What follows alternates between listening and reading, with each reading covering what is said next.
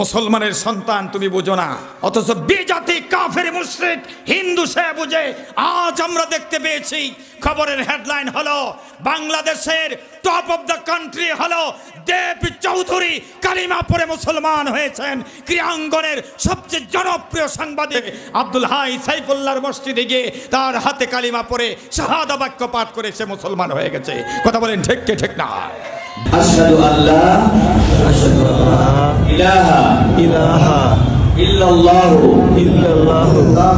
ওয়াহদাহু লা শারীকা লাহু ওয়া আশহাদু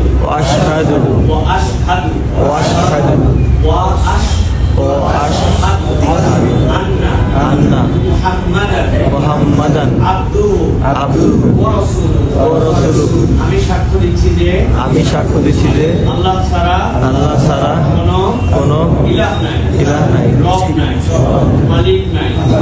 মুহাম্মদ সাল্লাল্লাহু আলাইহি সাল্লাম সাক্ষ্য দিচ্ছি যে তার রাসূল এবং বান্দা। আলহামদুলিল্লাহ।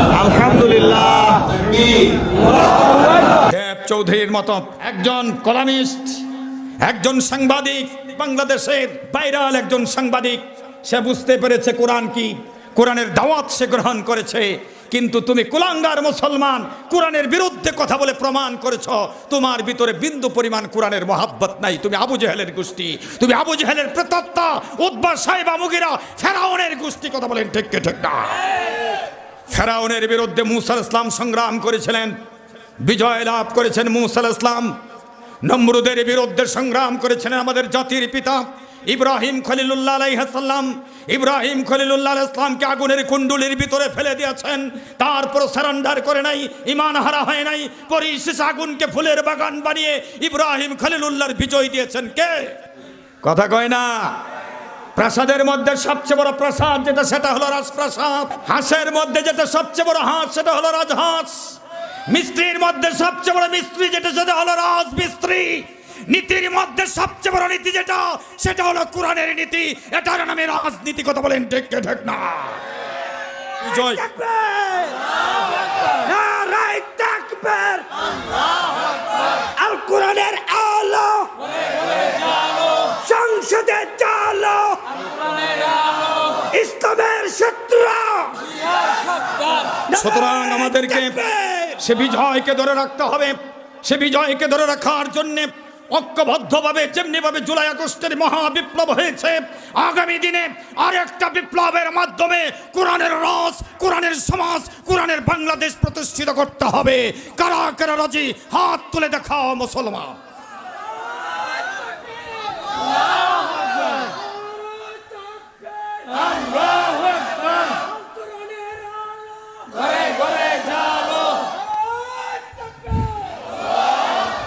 আমার ভাইয়েরা, চতুর্দিকে আল্লাহর সৈনিকেরা রেডি আছেন।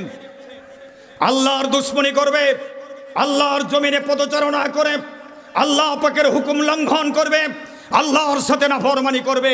আল্লাহর সৈনিকেরা যদি ধরে, এক মুহূর্তের জন্য কেউ বাঁচতে পারবে না। কথা বলেন ঠিক কি ঠিক না? আমাদের বাক্য ছিল কি, জুলাই আগস্টের আগে 41 পর্যন্ত আমরাই থাকবো। কথা কয় না? সারাদিন গল্প শুনেছি তাহাজ্জুদের, নফল নামাজের, কোরআন তেলাওয়াতের।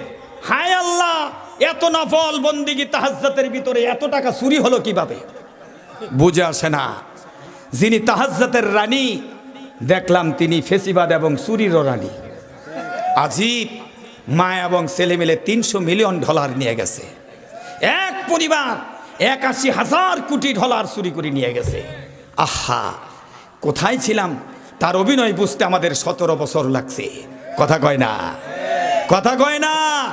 নারায়ণগঞ্জে প্রোগ্রাম করতে গেলাম, এক আল্লাহর ওলি আমার পার্শ্বে দাঁড়িয়ে বলছে, হুজুর প্রতি রাত্রে 70-80 রাকাত নফল পড়ে। আমি হায় হায়, ঘুমায় কখন? এত বড় আল্লাহর ওলি। আমি বললাম মাশাআল্লাহ, আজকে ভালোই হয়েছে, অনেক বড় ওলির সোহবত পেলাম। এই এক কথা বলার কারণে 12 বছর নারায়ণগঞ্জে প্রোগ্রাম করতে পারি নাই। এবছর প্রোগ্রামে গেলাম নারায়ণগঞ্জে। আমি প্রশ্ন করলাম, আল্লাহর ওলি কই? তাহাজ্জুদ যে 70-80 রাকাত পড়তো কই? কয় হুজুর পলাইছে। আমি কি কয়? এত নফল নামাজ পড়ার পরে পলাবে কেন? কয় হুজুর নফল তো পড়ে নাই, মিল ফ্যাক্টরি সব উজাড় করে ফেলাইছে। আমি বললাম আমি আছি 12 বছর আসতে পারি না, এখন কাজা কাফারা সহ আদায় করব। অতএব আমি যদি আদালতের বিচারপতি হতাম, যারা আমার দেশের বোখানাঙ্গা মানুষ, গরিব দুঃখী মানুষের ট্যাক্সের টাকা চুরি করে নিজে রাজপ্রসাদ বানিয়েছেন কানাডার বেগম পাড়ায়, বিভিন্ন রাষ্ট্রে যাদের 360টা বাড়ি পর্যন্ত আছে, এমনও দায়িত্বশীল ছিল বাংলাদেশে, তাদেরকে এনে আল্লাহর কোরআনের আইন দিয়ে তাদের হাত কেটে দিতাম। তামাম জীবনভর কোনোদিন আমাদের সামনে তারা কাটা হাত নিয়ে আসতে পারতো না।